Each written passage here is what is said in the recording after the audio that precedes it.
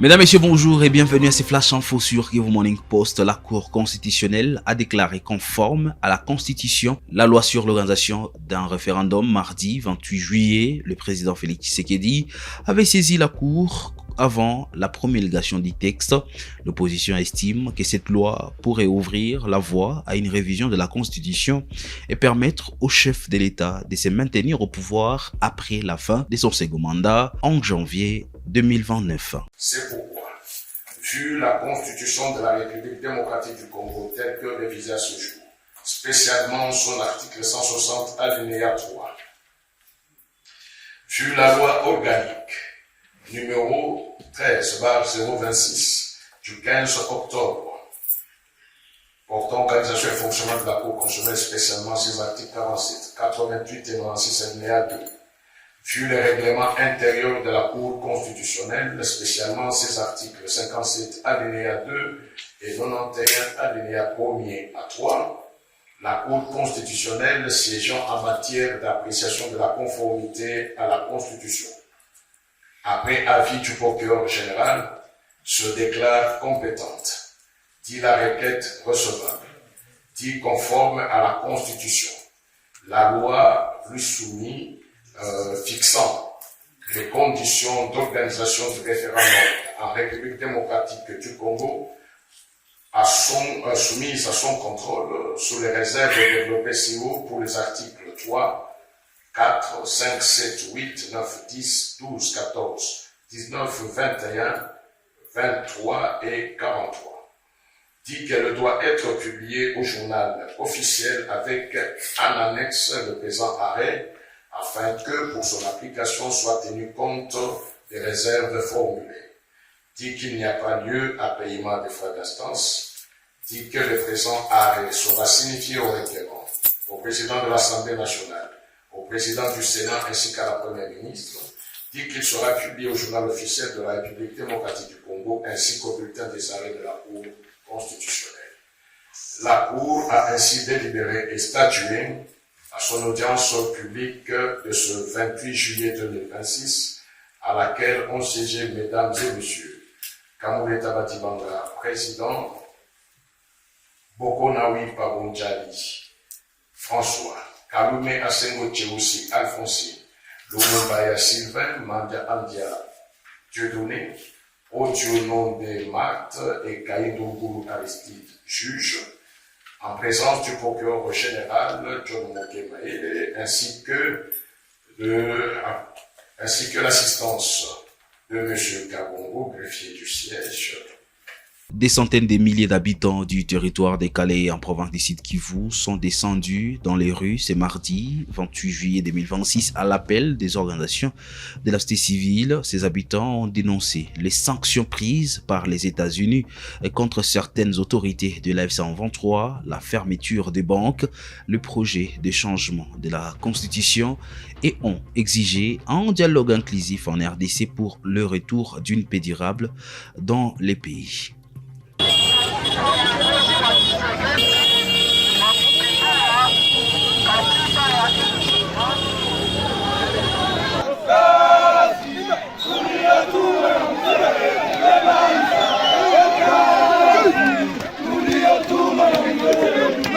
Des centaines de milliers d'habitants du territoire des Calais sont descendus dans les rues. C'est mardi 28 juillet 2026 à l'appel des organisations de la société civile.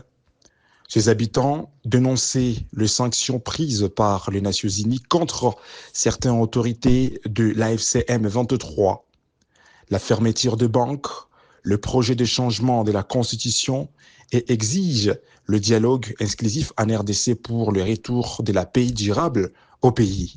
Les rassemblements ont eu lieu dans la cité de Minova, Boulinga, Kalungu et Numbi, dans le haut plateau de Calais.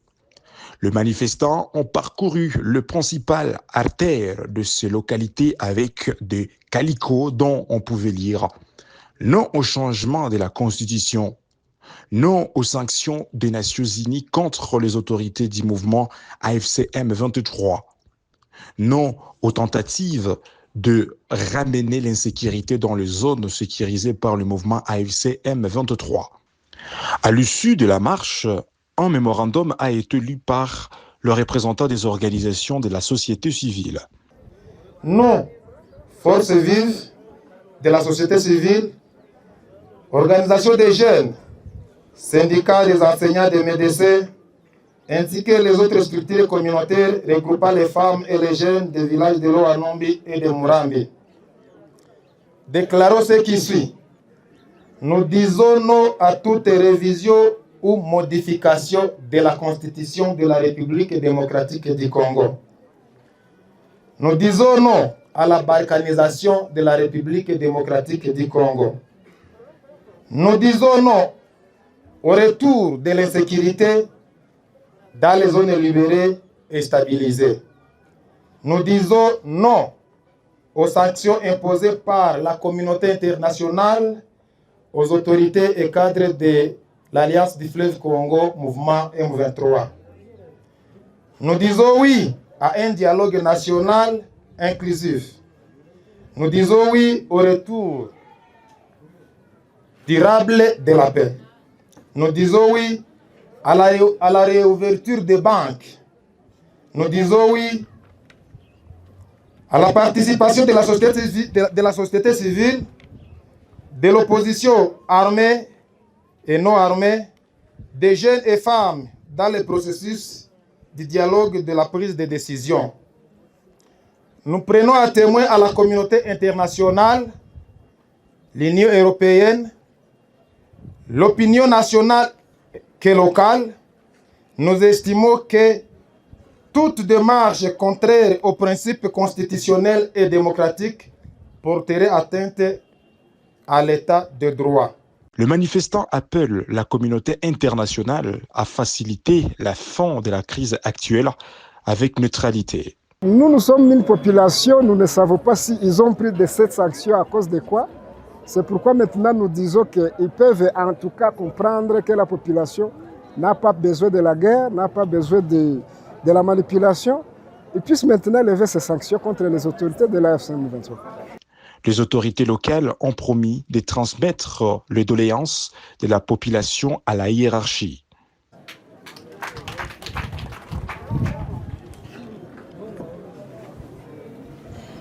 Tuliona muko mnafanya maandamano, labda tukawaza kuko magumu zingine. Tunasikia magumu yenu ni magumu ya kujenga nchi, sio magumu ya kubomora nchi. Magumu yenyewe mnatuambia hapa kwa memorandumu, tutaifikisha kwa ngazi za juu ya chama yetu ya M23. Ces manifestations qui ont connu une forte mobilisation dans cette partie de Kalehe s'ajoutent à ceux qui ont eu dans les villes de Goma et Bukavu. Rendons à Kinshasa à présent, le ministre Eliezer Tamboué affirme que le phénomène Mambondo est désormais terminé. Il assure que le calme est revenu sur le plateau de Bateke et annonce la reprise des activités à Maluku en déplacement auprès des populations et de partenaires étrangers. Il a également annoncé l'organisation prochaine d'un forum de paix entre les communautés Teke et Yaka.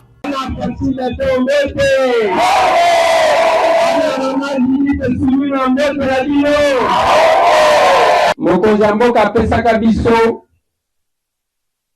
mokumba ya kotravailler sur dossier ya Mobongo eza bote dossier wana etiaki bapapa na bamama na insécurité yango bomoni tolekaka awa kokende bazamba kosolola na bandeko kobimisa baoyo bazotikala bazosala mobulu tozopesaka ordre ya ke bakanga bango babimisa bango na makasi yango na koinforme bino ke kala mingi te tokoorganize forum ya dialogue ya ke tozwa quelques acteurs tokozwa bato nyonso te tozwi quelques acteurs totie bango ensemble batalani balobani vérité tokoka koyeba bawelelaki nini awa bozomona toza na ndeko wana aza ndeko ya fondation Anseidel boyebi yango bato wana baya depuis kala c'est l'information na vie baya depuis 1981 na Congo moto aya na fondation moto ya liboso eza papa ya ministre na biso ya affaires étrangères oyo tozokumisa mikolo Kaikwamba Wanyere Wagner wane zo akombo papa na ine twayaka na fondation wana na tango wa Mobutu fondation wana na sima ya kutrawaye mingi likolo ya mobondo bakoma tikoluka balongwa bazonga ekana bangu. Le gouverneur intérimaire du Haut-Katanga, Martin Kazembe Choula, a inauguré et ouvert la circulation le pont Biaï à Lubumbashi. Cet ouvrage vise à améliorer la mobilité urbaine, à fluidifier les trafics et à soutenir le développement économique de la province. Reportage. Réalisé par l'entreprise Vaste Réseau de Services au Congo VRC, le pont Biaï a été officiellement remis au gouvernement provincial du Haut-Katanga ce lundi 27 juillet 2026. Cet ouvrage moderne a été conçu pour améliorer la mobilité urbaine et renforcer la sécurité des usagers. Construit selon les normes techniques en vigueur, le pont repose sur une structure robuste en béton armé, dimensionnée pour supporter un trafic intense et résister durablement aux contraintes climatiques et hydrauliques. Sa conception garantit une meilleure stabilité, une grande capacité de charge et une longévité accrue, assurant ainsi la sécurité des usagers pendant plusieurs décennies. Après la remise officielle de l'ouvrage au gouvernement provincial, la cérémonie s'est poursuivie par la coupure du ruban symbolique effectuée par le gouverneur ad intérim Martin Kazembe Choula en présence des députés provinciaux, de membres du gouvernement provincial ainsi que de nombreux habitants venus assister à cet événement marquant l'ouverture officielle du pont à la circulation. Les autorités provinciales ont exprimé leur satisfaction quant à la qualité des travaux réalisés et ont félicité VRC pour son professionnalisme. Elles ont souligné que cet ouvrage constitue une réponse concrète aux besoins de la population. Au nom de la VRC, le directeur technique Ostilin King Kamatondo a réaffirmé l'engagement de l'entreprise à livrer des infrastructures conformes aux normes techniques et aux exigences de qualité. Commencer avec toutes les difficultés qu'on a conçu cet ouvrage. On avait commencé pendant la saison pluvieuse et voilà, aujourd'hui nous atterrissons avec la saison sèche. En tout cas, nous sommes très contents de voir que l'ouvrage qu'on a livré au gouvernement provincial et même, ils sont très contents. Et ça nous fait encore plaisir et ça a augmenté encore la confiance avec l'excellence du gouverneur. Pendant la réception de l'ouvrage, il nous a octroyé une route Kachobwe en commençant par l'avenue Square jusqu'à Biaï. L'ouverture du pont Biaï a été accueillie avec enthousiasme par les habitants, le conducteur et les usagers de cet axe routier qui voient un véritable soulagement après plusieurs années de difficultés de circulation. Je pense que c'est ça même les souhaits de ces quartiers. Les ponts ici, si on peut le dire dans un terme simple, ça a avalé beaucoup de gens en termes de morts. Et aujourd'hui, en voyant les ponts est vraiment levé, nous sommes très heureux de voir que ce pont est renouvelé et que ça va encore attirer beaucoup de gens pour passer de ce côté. Tunashukuru sana kwa barabara inakuwa bien sana, tukiteswa sana. Mairitesa paifashi bantu mubaya, manyumba ya bantu inapomoka. Tunasema Mungu abasaidie, Mungu abaongezee paka kontra. À travers la réalisation du pont Biaï, VRC confirme son expertise dans la construction d'ouvrages d'art et des infrastructures routières de qualité. Satisfait du travail accompli, le gouvernement Martin Kazembe Choula a exprimé sa volonté de poursuivre sa collaboration avec l'entreprise en lui confiant de nouveaux projets d'infrastructure.